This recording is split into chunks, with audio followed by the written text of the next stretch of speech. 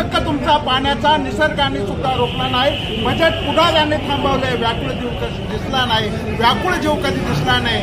अतिशय तीव्र भावना या ठिकाणी संभाजीनगरच्या आहे। गेल्या 30 वर्षापासून पाणी प्रश्न हा मोठा बिकट झालेला आहे।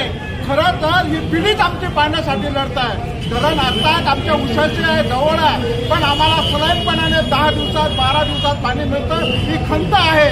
आणि सत्ता परिवर्तन करण्यासाठी लोकांनी जागृत होणं आवश्यक आहे। आणि जे बिगर कामाचे आहे यात राजकीय लोक नसून सत्ताधारीच नसून सगळेच आहे, अधिकारी सुद्धा याच्यात सामील आहे। वारंवार वॉल फुटतात, पाईपलाईन फुटतात, प्रचंड हाल आहे संभाजीनगरच्या। या महाराष्ट्रात जर कोणाचे हाल असतात तर संभाजीनगरमध्ये आहे। आणि संभाजीनगरमध्ये हाल असून आता सकाळ दैनिकचं मी अभिनंदन करतो की त्यांनी मुंबई आणि माझा तात्यासारखा हा नवयुवक पत्रकार सुद्धा या आंदोलनामध्ये सहभागी होत आहे आणि वाचा फोडतोय। सकाळबरोबर सामान्य पत्रकार सुद्धा या ठिकाणी येत आहेत आणि हा प्रश्न आता बिकट झालेला आहे। आणि तुम्ही राजकीयांना आता जर तुम्ही प्रश्न सोडला नाही तर आमच्या महिला भगिनी सुद्धा या आंदोलनात सहभागी झालेला आहे। आता आम्ही हक्काचा आमच्या सोडणार नाही।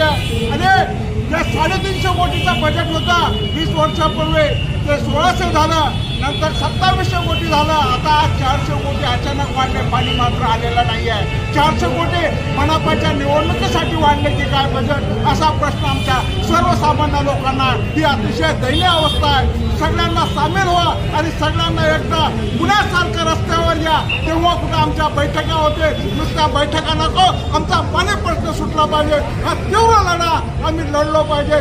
यासाठी सगळ्यात जास्त त्रास आमच्या महिला भगिनींना आहे। त्या महिला भगिनी सुद्धा पुढे येत आहे आणि या राजकीय लोकांनी जो पाणी प्रश्न ऐतिहासिक शहराचा अडवला तो अतिशय दयनीय अवस्थेत आहे। तो सुटल्याशिवाय आता हे जनता मागं घेणार नाही। धन्यवाद। जय हिंद, जय महाराष्ट्र। इथं सहभागी झालं पाहिजे।